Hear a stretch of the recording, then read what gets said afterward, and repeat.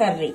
సొరకాయ కర్రీ కోసం బ్లెండ్ చేసుకున్న 10 పచ్చిమిర్చి, ఉల్లిగడ్డ, పుదీనా, కరివేపాకు, సొరకాయ కట్ చేసిన సొరకాయ. ఇప్పుడు స్టవ్ వెలిగించాలి. గిన్నె వేడెక్కాక 2 స్పూన్స్ ఆలివ్ ఆయిల్. నేను హెల్త్ కు మంచిదని ఆలివ్ ఆయిల్ యూజ్ చేస్తున్నాను. 2 స్పూన్స్ సరిపోతుంది. దీని తర్వాత నెక్స్ట్ ఆయిల్ వేడెక్కాక జీలకర్ర, ఆవాలు,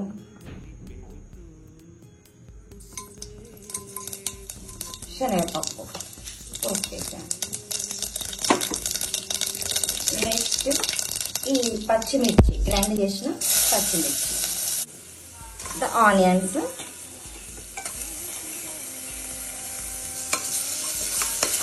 వేసాక పుదీనా, కరివేపాకు వేసి 1 స్పూన్ పసుపు, కొంచెం అల్లం వెల్లిపాయ పేస్ట్. ఈ అల్లం వెల్లిపాయ పచ్చి వాసన పోయేంత వరకు ఇట్లా వేయించండి.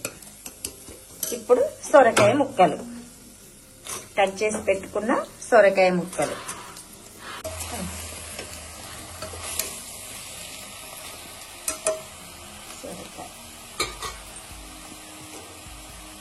సరిపడంత ఉప్పు వేసి కలపండి. ఇప్పుడు సిమిలో పెట్టి మూత పెట్టాలి. లేత సొరకాయ కదా, అందుకే వాటర్ వస్తున్నాయి. చూడండి, అలా కాసేపు మూత పెట్టుకుందాం. ధనియాల పొడి, కొత్తిమీర,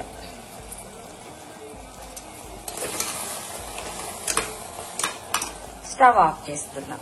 సొరకాయ కర్రీ రెడీ.